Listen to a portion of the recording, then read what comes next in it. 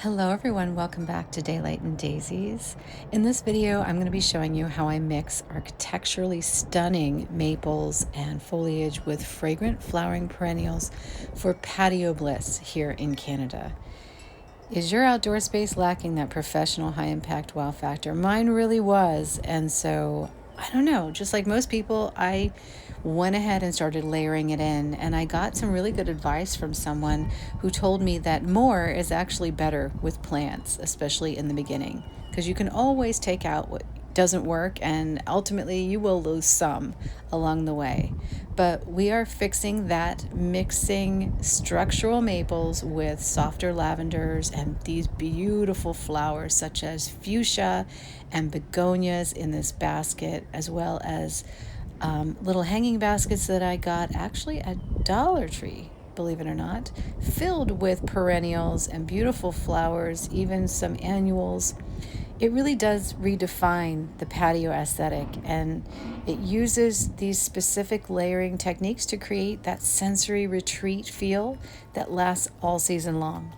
So far, this has been going on all season, all June, with the clematis and the roses all in full bloom and doing really well in these sunny to partially shady spots. So during the day, there's sun early in the morning, which is the better, like lighter light, and then it goes to more of a bright indirect light for the rest of the day. You can even see as of 10 a.m. this morning, it was kind of like partial, right? There were some areas already in shade as the sun's starting to heat up. But things like the bleeding hearts, which I absolutely love, add this gorgeous foliage and texture to this whole space. I feel like the two of them, one in pink and the other one in white, really does make the space and give it that lush feel. There's something about the color and the beauty of this foliage. You know, it just kind of adds a balance to the structural drama with that airy, aromatic perennials, and the flavors and colors of the begonias.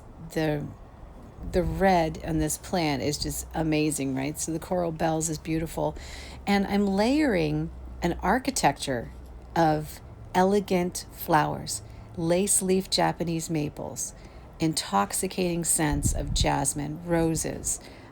There's catnip, there's lavender, there's different kinds of begonias, there are different kinds of florals all layered in here that you might not even notice unless you looked closely. But they define that patio aesthetic, and I noticed in the videos as I went along, as I would add things, it would look even better and more lush. And I would take things out and add things that were maybe taller.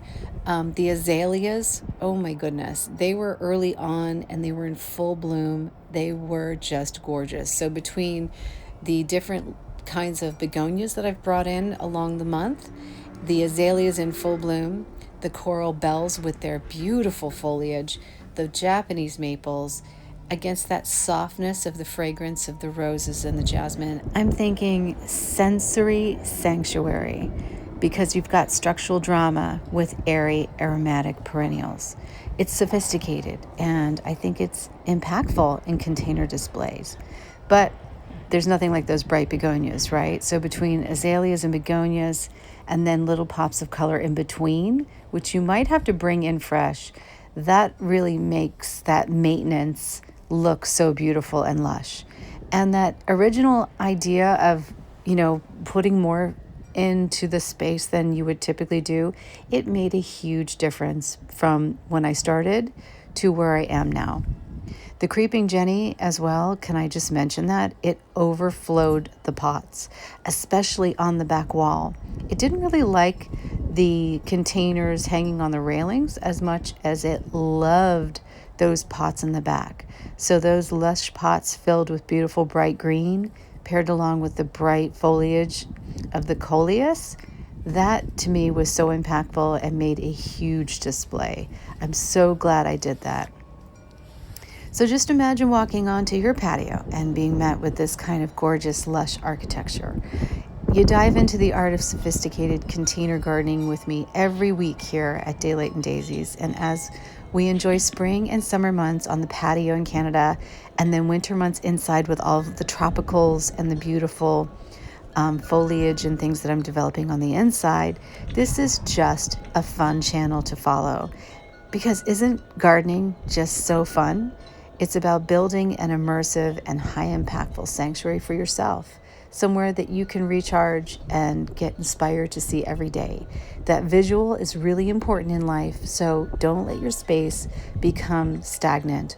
Change it up, bring in some fresh flowers, get into container gardening, get into tropicals, just decorate your space and you will be much better off for it. You will live such a good life. Even if you're renting or you're owning, it doesn't matter.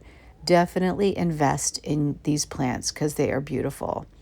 I hope you enjoyed this little tour and you will join me for the next one as I continue this progression and keep building these layers until we have to put it all away for winter. And I'll show you how to do that.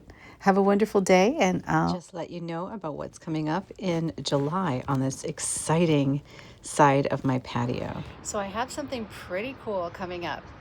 I just got sent a greenhouse for the patio.